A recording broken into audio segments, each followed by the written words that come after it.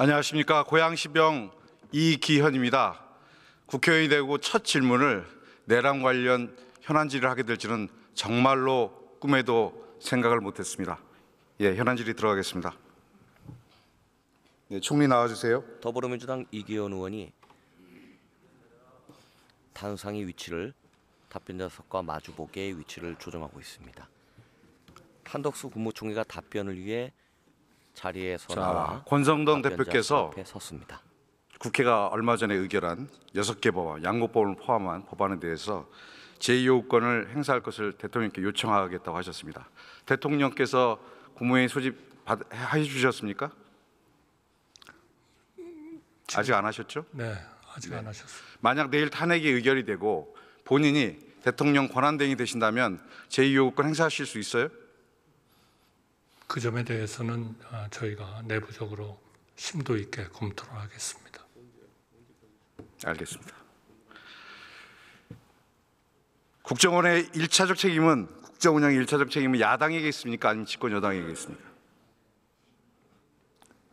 그 문제에 대해서는 여야가 협력을 해서 국민을 위해서 잘 국정을 운영할 수 있도록 해야 된다고 생각합니다. 윤석열 정부 임기 초부터 지금까지 사고만 터지면 전 정부 탓 그리고 야당 탓했습니다. 그 못된 버릇 버리지 못했고 놀랍게도 이번 계엄 선포 또한 야당 탓, 국민 탓으로 돌리고 있습니다. 총리도 야당 탓, 국민 탓이라고 생각하십니까? 야당과 여당은 국민을 위해서 협력해야 할 그러한 주체다. 저는 항상 그렇게 믿고 있습니다. 총리가 2년 반 동안 총리직 수행하시면서 저는 총리의 이런 태도, 그런 태도 저는 본 적이 없어요. 항상 야당 탓하셨어요. 이 자리에 서서 항상 야당 탓하셨습니다. 기억 안 나십니까? 탓을 한 것이 아니고요. 현재의 상황을 묻기 때문에 그것이 일종의 과거에 어떤 그 트렌드를 가지고 있느냐 하는 것을 설명드렸을 뿐입니다. 그러나 저는 항상 여야가 어려운 과정에서도 이 정부 출범 초기서부터 합의를 해서 예산을 통과시켜 주시고 그리고 많은 법을 만들어 주시고 한 것에 대해서 항상 우리나라의 여야 협치는 살아있다. 저는 그렇게 믿고 있습니다. 총리, 검사가 수사권을 가지고 보복을 하면 그게 깡패지 검사냐? 이거 누가 한 얘기입니까? 죄송합니다. 제가 그 문제에 대해서는 누가 했는지를 알고 있지 못합니다. 총리, 그렇게 답하시면 안 되죠. 아니, 아이들도 아는 얘기를 총리께서 못 들어보셨다고 하면 어떻게 합니까? 그러면 개헌권을 가지고 야당에 경고하고자 보복한다고 하면 개헌권을 가지고 보복하겠다고 하면 이게 깡패지 대통령입니까? 보복하기 위해서 계엄을 선포한다는 것은 있을 수 없다고 생각합니다. 어제 대통령의 담화 못 보셨어요? 맞습니다. 그게 그 내용 아닙니까? 저는 그러한 그 판단은 법과 국민이 하리라고 생각합니다. 대한민국 공무원의 최고봉인 총리께서는 이 짧은 아직 지나지도 않은 12월, 이 반도 안 지나는 12월에 두 번의 내란에 참여하신 겁니다. 12월 3일 윤석열의 내란에 참여하셨고 12월 8일 헌법에도 없는 권력 위임을 자처하셨습니다. 자임하셨습니다. 그 문제는 여러 번 설명드렸고요. 저와 우리 국무위원들은 전혀 내란에 참여한 적이 없다고 저희는 믿고 있습니다. 지금 내란의 공범 피의자의 신분인 총리가 내일 탄핵이 의결되고 나면 바로 대통령 권한 대행이 된다는 것. 민주주의 선진국이고 세계 경제 10대 대국이고 군사력으로 보면 5위의 대국이고 한류 문화의 선진국인 대한민국의 비참한 현실입니다. 어떻게 생각하십니까? 그러한 가정을 전제로 해가지고 제가 답변을 드리는 것은 적절치 않다고 생각합니다. 국민으로서 부끄럽습니다. 내란의 피의자가 대통령 권한대행이 되는 것입니다. 총리, 경고합니다. 대통령 권한대행이 되더라도 경공망동하시면 안 됩니다. 무너진 안보태세를 바로잡아야 합니다. 평화를 위협하는 군사적 행동, 국지전의 가능성을 최소화시켜야 됩니다. 그리고 무너져가는 민생 경제와 경제 상황을 관리하는 일에만 집중하십시오. 그렇게 하시겠습니까? 그러한 가정과 전혀 관련 없이도 총리와 국무위원들은 지금 의원님께서 지적하신 그런 중요한 국정에서 최선을 다해서 국정을 안정시키고 우리나라를 보위하고 강한 경제를 유지하도록 노력해야 된다고 생각합니다. 들어가세요. 경찰청 차장 나오세요. 국무총리가 답변을 마치고 자리로 돌아갑니다. 이호영 경찰청 차장이 답변을 위해 자리에서 일어나 앞으로 나오고 있습니다.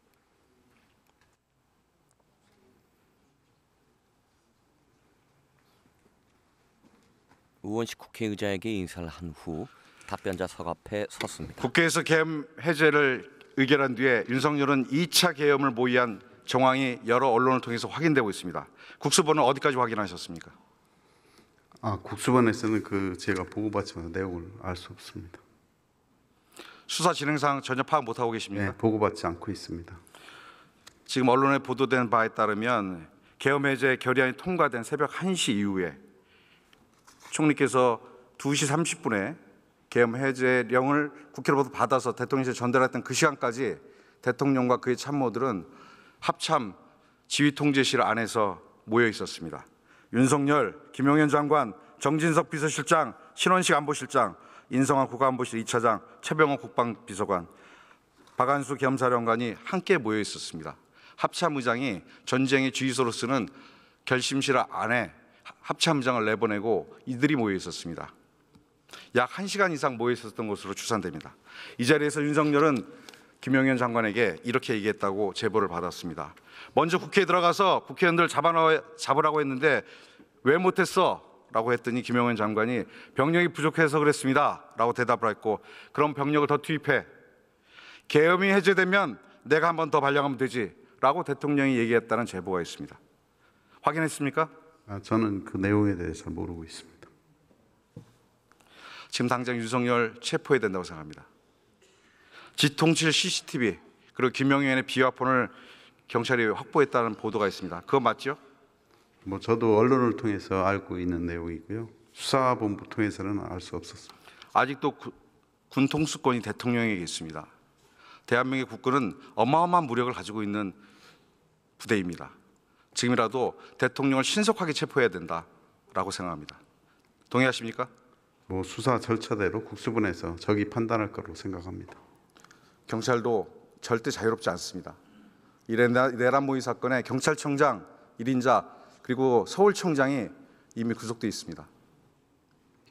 저희들 책임 통감하고 이번 계기에 경찰 신뢰를 확보할 수 있도록 철저히 수사를 하도록 하겠습니다. 예, 국방부 차관 나오세요. 이호영 경찰청 차장이 답변을 마치고 자리로 돌아갑니다. 김선호 국방부 차관이 답변을 위해 자리에서 일어나 앞으로 나오고 있습니다.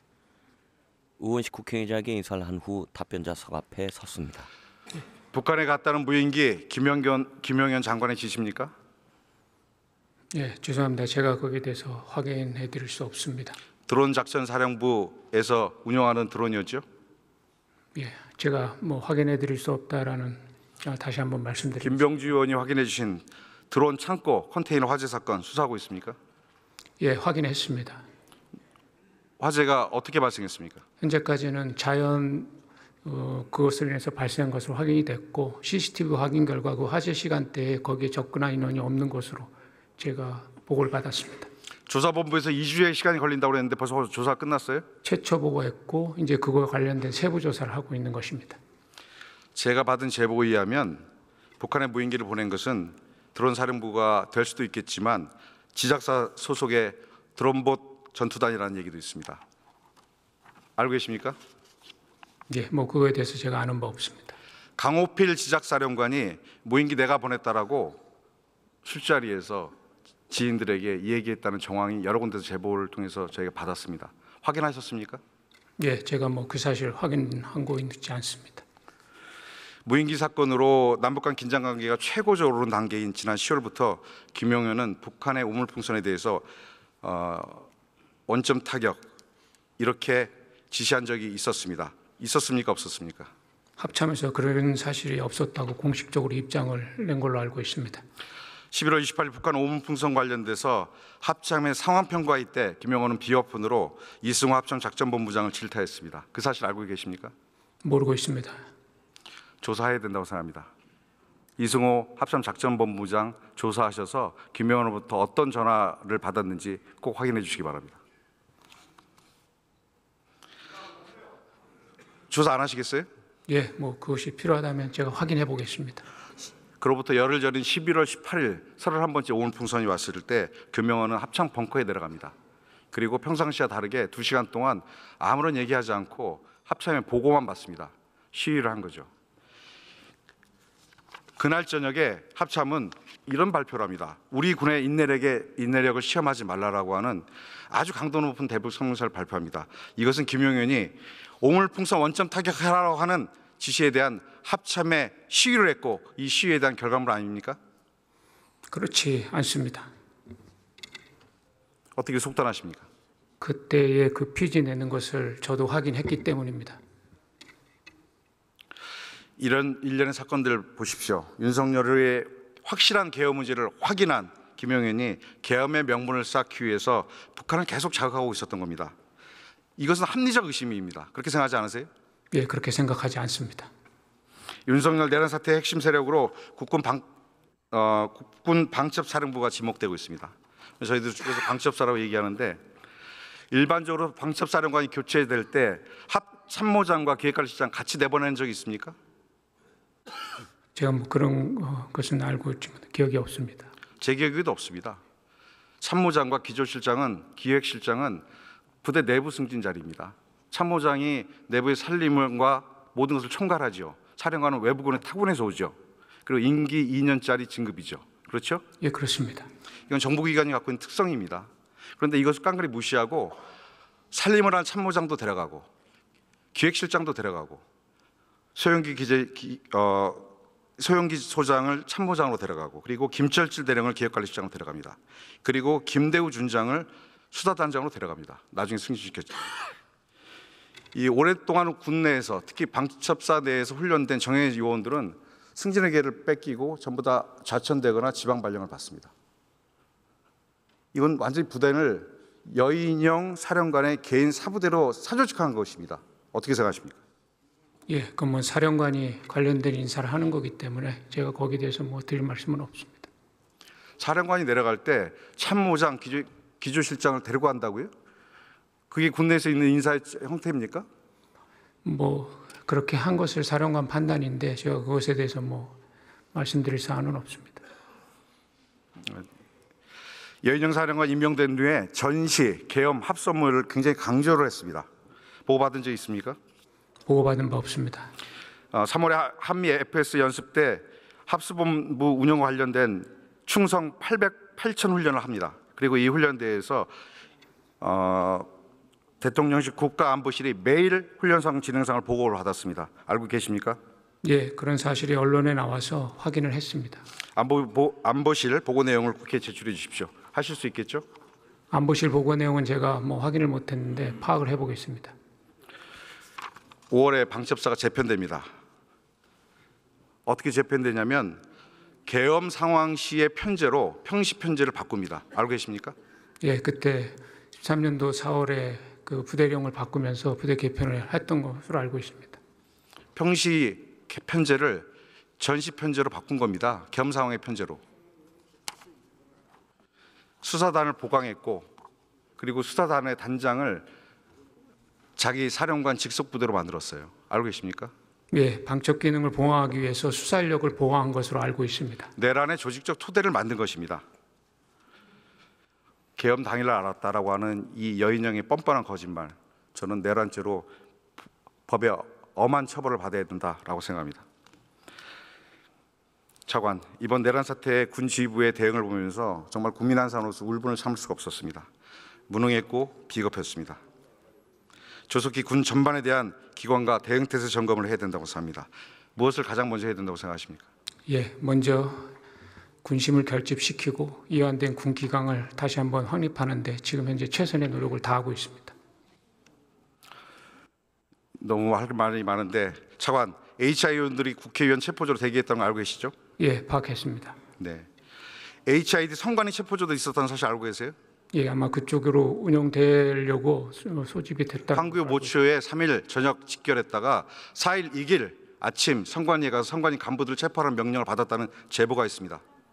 제가 투입이 안 됐던 것까지는 확인했습니다. 소집 이후 투입은 시키지 않았다고. 계엄이 해제됐으니까 당연히 투입 안 됐겠죠. 예. 선관위 간부들을 체포하겠다라고 그들이 가 있었습니다.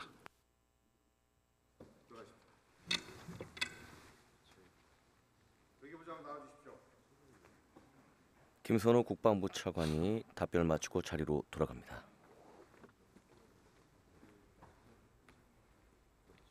조태열 외교부 장관이 답변을 위해 답변자석 앞에 섰습니다. 현재 발언자의 발언 시간이 초과되어 마이크가 꺼지는 상태입니다. 모릅니다. 미국 정보기관, 미국 대사관에 확인해 보셨습니까? 안 했습니다. 지금 그 제보가 언론을 통해서 국회에서 밝혀지고 본인의 주장이지만 그로부터 무려 5시간이 지났습니다. 장관께서는 이럴 때 미 대사관과 미 정보기관과 합동해서 이 사안에서 파악하셨어야 되는 거 아니에요? 저는 그 보도 사실을 내용을 잘 인지를 못하고 있습니다. 아직. 한미 관계 안보 태세에 문제 없습니까? 문제가 없도록 지금 최선의 노력을 다하고 있습니다. 제가 받은 첩보에 의하면 복수의 미군이 아니라 특정하게 5명의 미군을 죽여야 된다라는 제보도 있어요. 장관 못 들어보셨죠? 지금 돌아가시면 미 대사관과 미 첩보기관과 발언자의 발언 시간이 초과되어 마이크가 꺼진 상태입니다. 대단히 위험한 얘기입니다. 저는 행동을 필요로 할 만한 신빙성 있는 첩보라는 생각이 들지 않습니다. 국회에서 증언이 나온 것입니다. 장관, 그런 태도로 외교부 장관 수행하시면 안 됩니다. 지금이라도 확인하셔야 됩니다. 필요한 거 알아보고 필요하면 조치하겠습니다. 들어가세요. 조태열 외교부 장관이 답변을 마치고 자리로 돌아갑니다. 더불어민주당 이기현 의원이 답변자석과 마주보았던 단상의 위치를 의원석 정면을 향해 위치를 조정합니다. 존경하는 의원실장님, 선배, 동료 의원 여러분, 이번 윤석열 내란 사태는 발언자의 발언 시간이 초과되어 마이크가 꺼진 상태입니다. 떠들었던 윤석열 자신이 부정선거 가짜뉴스에 맹신에 빠져서 선관위 서버를 탈취해 22대 총선 결과를 부정선거로 무효화시키고 국회를 해산시킬 목적으로 일으킨 명백한 국기문란 헌정 질서 파괴 사건입니다. 정치인 암살조, 정황 테러, 북한군 소행, 조작 의혹까지 도저히 믿기지 않는 충격적인 제보들이 계속 전해지고 있습니다. 다행히 윤석열과 그 무리들의 왕동이 6시간 만에 멈출 수 있었던 것은 이 자리에 계신 의원실 의장님과 여야 의원님들 그리고 보좌진 당직자 언론인들 무엇보다 중무장한 분의 차량 앞에 온몸을 던져 막아주셨던 우리 국민들 덕입니다. 다시 한번 국민 여러분의 애국심과 용기의 경의를 표합니다. 존경하는 국민 여러분, 다시는 망상에 빠진 괴물 윤석열 헌정질서를 어지럽히지 못하도록 하겠습니다. 내일 반드시 여기 계신 국민의힘